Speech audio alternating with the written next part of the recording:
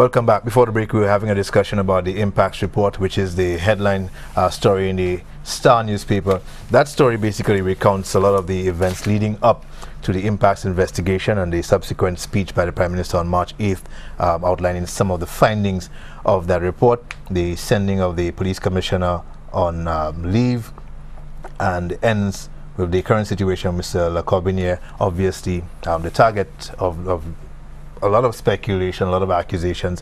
Why is he so silent? Why hasn't he come forward and spoken? Why hasn't the DPP offered some explanation for why things are not moving with the impacts report or investigation? We saw the media outside the Senate meeting on Friday ask the National Security Minister about the Commissioner's future.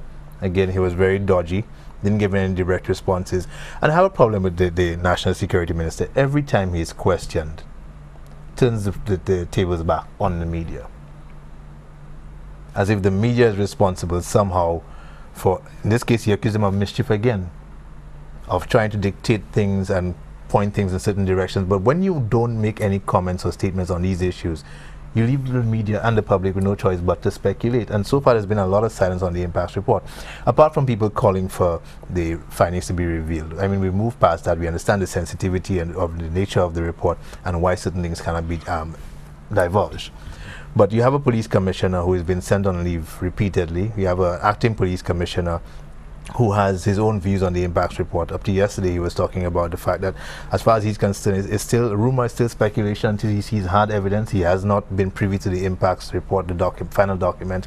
So, as far as he's concerned, it is mere accusation. Right? The public is wondering what is going on with the police commissioner. The public is wondering what is happening with the hierarchy of the police force. We're hearing rumors of reshuffling, forced retirements. No statements, no public statements. Well, I am in the invidious position of understanding both sides. From the standpoint that governments cannot be expected to run the country through the media.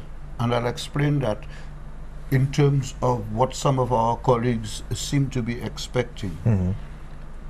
I do not expect, and therefore I will not ask the Minister of National Security to comment on the future of the Commissioner, because we'll be asking him to reveal something that is not in the public domain. I would not ask the Commissioner of Police a question about rumors about officers being sent home in the public interest, because the commissioner, if that decision is being taken, it's not going to be the commissioner's decision. And he, like he correctly said, has been hearing, and it is just rumor. So there is a rumor. The press doesn't think it's a rumor. We're not trained to think that anything is a rumor. So where there's smoke, there's fire.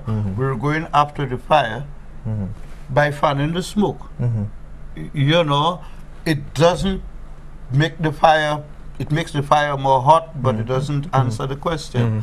The whole question of the impacts report, like I said, we must not allow our memory to be easily erased. The Prime Minister explained why he could not reveal and why it could not be published. Marcus Day said something on a radio station, that local radio station, that wasn't taken seriously. And I think that it is. He said, listen, the report will be leaked sometime. There's no report in the world that hasn't been leaked. It will be leaked one time.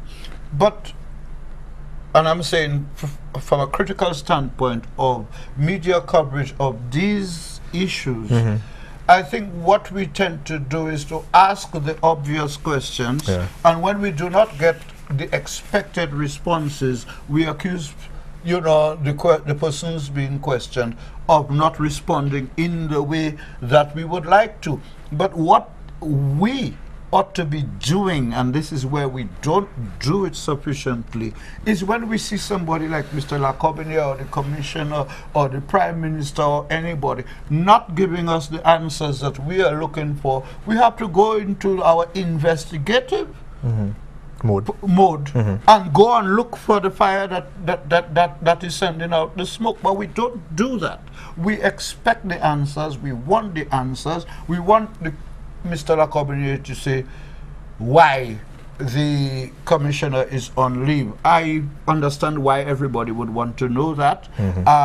But what, in the absence of an explanation as to why he's on leave, there are those who are fueling the speculation in order to force a response. So we hear, for example, that the commissioner is on leave because the British and the Americans have pressured the Prime Minister and the government. The British and the Americans cannot pressure any government to do anything. What they can do is do what they have done and said that until such time as A, B, or C is done, you ain't getting nothing from us. And we're not talking to you, and no commissioner, your current commissioner, cannot come to the United States, cannot board a plane to represent St. Lucia in Washington, cannot go to America to discuss national security issues as they relate to St. Lucia and the United States. And as we speak, St. Lucia is the only country in the entire CARICOM that has been continuously denied any assistance, U.S. military security assistance, until such time as they are satisfied that something is being done about the impacts report and its recommendations. The government has done all it can do, which is to put the report where it ought to go in order to get the answers to all those questions, and to suggest that guns have come back on the road because Mr. Vernon Francois is no longer in the commissioner's seat as we speak is not being fair to Mr. Francois, because it is suggesting that he can decide when the guns come back out and when they remain quiet. So Mr. Francois, I think, would not go out in public and say the things that are being said on his behalf, in his name, by persons who claim to be defending him, because Mr. Francois knows better than all others that the issues relating to why he is at home are not issues that can be dealt with in the public. And the Prime Minister and the government and the Minister of National Security know that the issues relating to why the commissioner is still on leave are not issues that can be dealt with in the public, because what it is going to do, Kendall, is that if the Prime Minister, and this is what I suspect they are being goaded into, to make public statements that will be able to blunt any prosecutorial decisions having to do with any cases coming out. I don't think so, and I don't think I don't think the general public is asking for a lot of these issues to be dealt with publicly. What people want to know? I think people want assurances. They want to know that things are being dealt with. You understand? You and I or others might be privy to certain information that the general public is not.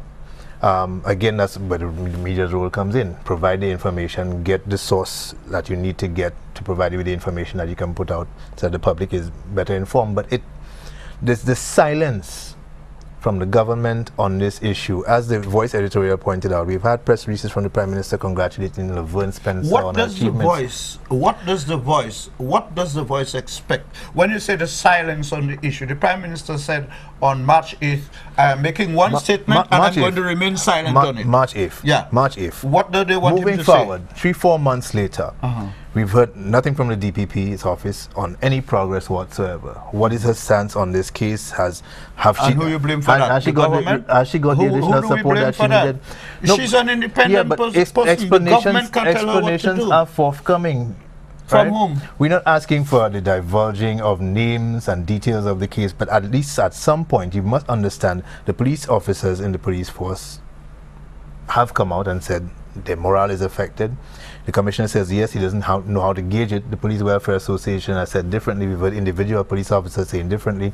We've had the public on the various talk shows and in the various forums come out and say, you know, they want to know what is going on in Vernon First Ward. What is the state of the police force? What is the state of the impacts investigation? This is natural public curiosity. These are fair questions. And these are fair questions. And I think an explanation is unfair. No. It is unfair for the public. What is unfair is for the Prime Minister and the National Security Minister to remain silent and refuse to offer an explanation.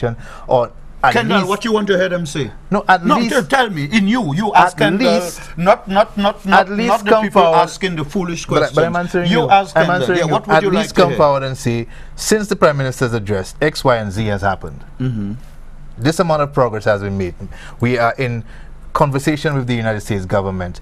They have expressed X, Y, and Z about the report or our handling of the report, but nothing. Absolutely nothing. All of those things you've said, they have been said. By whom? When? By the Prime Minister. On March 8th. No. You see, I think what you want is a press conference or a public statement, a national address. But the Prime Minister, the Minister of National Security, the Marine Unit, the entities affected in various interviews with different media houses, and I monitor every media house. The Prime Minister has indicated, for example, that he has acted on delivering, like I said, the promises made to arm the DPP's office with more persons. The Prime Minister has indicated publicly, and the Minister of National Security, that the new offices in the police force have been created. As to whether they've been appointed, I don't know. He has indicated that the report continues to be and remains with the DPP. The DPP attended a meeting with fellow DPPs in St. Lucia. Not a word on the report. Okay? But when we listened, and we all know where the report is, and my beef is, why is it only the government that people want to comment and not the DPP? And not the DPP. Ask the DPP, go to her, she speaks, she grants interviews, she talks to the media. She was recently accused by the Minister of National Security of deciding that the Nepalese should not go back home. She went on radio, she called the press, and she explained, listen, yes, I need those 57 people here for the case. So it's not like the DPP is not talking. She warned she talks about cases. But I don't know that anybody has asked a single question about the impacts report. Okay, we're due for a break. Let's take the break. When we come back, we can round up with some of the other stories making the news. We don't want to spend too much time on this. We have other issues to get to. I don't want us to move from the police because there are a couple other stories in there I want us to touch on. There's the Shakadan case. Yeah, but we'll be right back.